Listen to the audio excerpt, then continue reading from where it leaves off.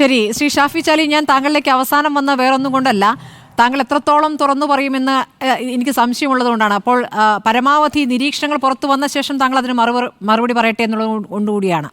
ലീഗിനെ സംബന്ധിച്ച് ലീഗിനെ വേണ്ട വിധത്തിൽ പരിഗണിക്കുന്നില്ല നിലവിലെ നേതൃത്വം എന്നൊരു പരാതി, അത് സത്യമല്ലേ? ഇപ്പോൾ പ്രിയങ്ക ഗാന്ധി നന്ദി പറയാനെത്തിയ പരിപാടിക്ക് പോലും ലീഗിലെ പ്രധാനപ്പെട്ട നേതാക്കളെ ക്ഷണിച്ചില്ല. എന്നാൽ നോക്കൂ, ലീഗ് അബ്ബാസ് അലി ശിഹാബ് തങ്ങളാണ് UDFന്റെ പാർലമെന്ററി മണ്ഡലം തെരഞ്ഞെടുപ്പ് കമ്മിറ്റി ചെയർമാനായിരുന്നത്. അദ്ദേഹത്തെ പോലും ക്ഷണിച്ചിരുന്നില്ല. അന്ന് ആകെ ഉണ്ടായിരുന്നത് PK ബഷീർ മാത്രമാണ്. അത് ലീഗിനകത്ത് തന്നെ ചർച്ച ചെയ്യപ്പെട്ട ഒരു കാര്യം.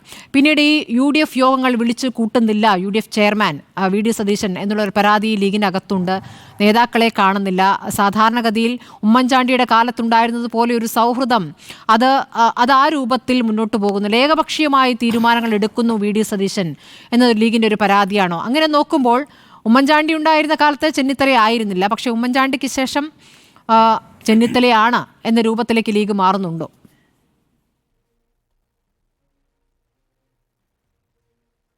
നിങ്ങൾ ഈ പറയുന്ന കാര്യങ്ങളൊന്നും ശരിയല്ല.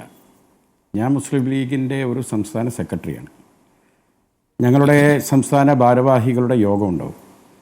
ആ യോഗത്തിൽ വളരെ കൃത്യമായി UDF യോഗങ്ങളിൽ നടക്കുന്ന ചർച്ചകൾ, വരാൻ പോകുന്ന UDFൻ്റെ യോഗത്തിൽ എന്തൊക്കെ നമ്മൾ ചർച്ച ചെയ്യണം. കഴിഞ്ഞ യോഗത്തിൽ നമ്മൾ ചർച്ച ചെയ്തപ്പോൾ കോൺഗ്രസിൻ്റെ ഭാഗത്തു നിന്ന്, കേരള കോൺഗ്രസിൻ്റെ ഭാഗത്തു നിന്ന് മൊത്തം അവിടെ റിപ്പോർട്ട് ചെയ്യപ്പെടും. അപ്പോൾ എന്നെ സംബന്ധിച്ചിടത്തോളം ഇന്ന് വരെ കോൺഗ്രസുമായി UDFൻ്റെ അകത്ത് കോൺഗ്രസ് എന്ന പാർട്ടിയുമായോ കോൺഗ്രസിൻ്റെ നേതാക്കളുമായോ പ്രതിപക്ഷ നേതാവുമായോ ഒരു അഭിപ്രായ ഭിന്നത ഉള്ളതായി ഇതുവരെ ഞാൻ അംഗമായ മുസ്ലിം ലീഗിൻ്റെ സംസ്ഥാന ഭാരവാഹി യോഗത്തിൽ ഇതുവരെ റിപ്പോർട്ട് ചെയ്തിട്ടില്ല. മാധ്യമപ്രവർത്തകരായ നിങ്ങൾക്ക് പലതും തോന്നും, അത് സ്വാഭാവികമാണ്. കാരണം ഓരോ ദിവസവും പ്രത്യേകമായ വാർത്തയൊന്നും കിട്ടുന്നില്ലെങ്കിൽ പിന്നെ വാർത്ത സൃഷ്ടിക്കലാണ്. അപ്പോൾ അതിന് ചെറിയൊരു അംശം കിട്ടിയാൽ മതി. ആ അംശത്തിൽ നിന്നും ഒന്ന് ഡെവലപ്പ് ചെയ്ത് പിന്നെ ഒരു വിഷയം ഉണ്ടാക്കുക, അത്രയേ ഈ വിഷയത്തിൽ കാണുന്നുള്ളൂ. കാരണം ലീഗിനെ സംബന്ധിച്ചിടത്തോളം കോൺഗ്രസ് എന്ന പാർട്ടിയുടെ നേതാവിനെ നിശ്ചയിക്കേണ്ടത് കോൺഗ്രസിൻ്റെ ഹൈക്കമാൻഡാണ്. എല്ലാ കാലത്തും അങ്ങനെയാണ്. ആ ഹൈക്കമാൻഡ് ഇതാണ് നേതാവെന്ന് പറഞ്ഞാൽ അത് ലീഗിന് സ്വീകാര്യമാണ്. അതല്ലാതെ പിന്നെ കോൺഗ്രസിൻ്റെ അകത്ത് ഇന്ന നേതാവ് കൊള്ളാം, ഇന്ന നേതാവ് പോരാ, അങ്ങനെ ഒരു അഭിപ്രായം ലീഗ് എടുക്കാറില്ല. ലീഗ് അങ്ങനെ പരിഭവപ്പെടാറില്ല, എവിടെയും പറയാറുമില്ല. ഈ നേതൃമാറ്റ ചർച്ചകളൊക്കെ, കോൺഗ്രസിൽ നടക്കുന്ന നേതൃമാറ്റ ചർച്ചകളൊക്കെ വളരെ നല്ലതാണ് എന്ന് PK കുഞ്ഞാലിക്കുട്ടി പരസ്യമായി തന്നെ പറഞ്ഞു. ആ ചർച്ചകൾ നടക്കട്ടെ എന്ന്. ആ ചർച്ചകളുടെ ഭാഗമായിട്ടാണ് ഈ പേരുകൾ ഉരുത്തിരിയുന്നത്. ഇനിയിപ്പോൾ ശരി, നിങ്ങൾ അങ്ങോട്ട് കയറി ഒരു അഭിപ്രായം പറയുന്നില്ല. നിങ്ങളോട് ഒരു അഭിപ്രായം ചോദിച്ചാൽ ഒരു പേര് പറയുമല്ലോ. ആ പേര് ആരുടെ ആയിരിക്കും?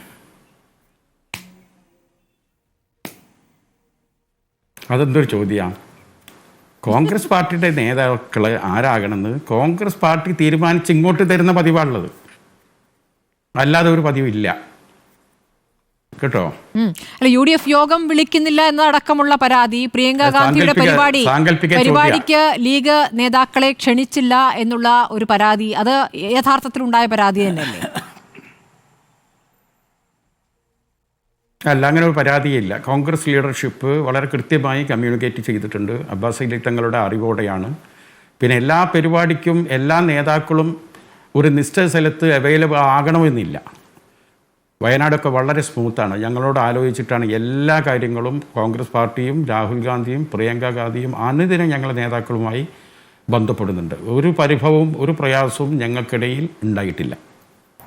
നിലമ്പൂരുണ്ടായിട്ടും ശ്രീ വഹാബ് പങ്കെടുത്തില്ല.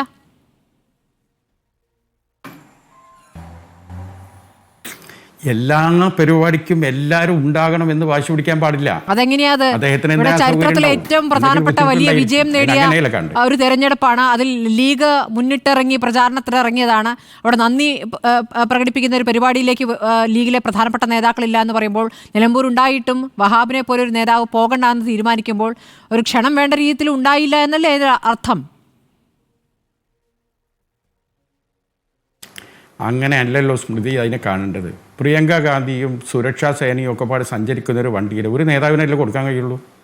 എല്ലാവരും ആടെ കൂടി അതിൻ്റെ മുകളിൽ കയറാൻ പറ്റുമോ? അവിടെ സ്വാഭാവികമായിട്ടും ഞങ്ങൾക്ക് വയനാടിൻ്റെ ചുമതലയുള്ള ആളെ കൊടുത്തു. അതാണ് സംഭവിക്കുന്നത്. അതിന് വേറൊരു രീതിയിൽ നിങ്ങൾ ആഖ്യാനിക്കുന്നേ ശരിയല്ല. ശരി, ലീഗ് പ്രതിനിധി എന്ന നിലയ്ക്ക് താങ്കൾക്ക് പറയുന്നതിന് പരിമിതിയുണ്ടെന്ന് എനിക്കറിയാം. താങ്കൾ അത്രയേ പറയൂ. പക്ഷേ നമ്മൾ ഈ ചർച്ച നടത്തുന്നതൊക്കെ നേതാക്കളിൽ നിന്നൊക്കെ കിട്ടുന്ന സൂചനകളുടെ അടിസ്ഥാനത്തിൽ കൂടിയാണ് കേട്ടോ. ശ്രീ NP ചെക്കുട്ടി, ഇപ്പോൾ പറയുന്ന കാര്യത്തില് ഒരു പരിമിതി കാണിക്കുന്ന ആളല്ല ഞാൻ എന്നുള്ളത് സ്മൃതിക്ക് അറിയാലോ. അതെ അതെ, പക്ഷെ പാർട്ടിയുടെ കാര്യത്തിലുണ്ട്.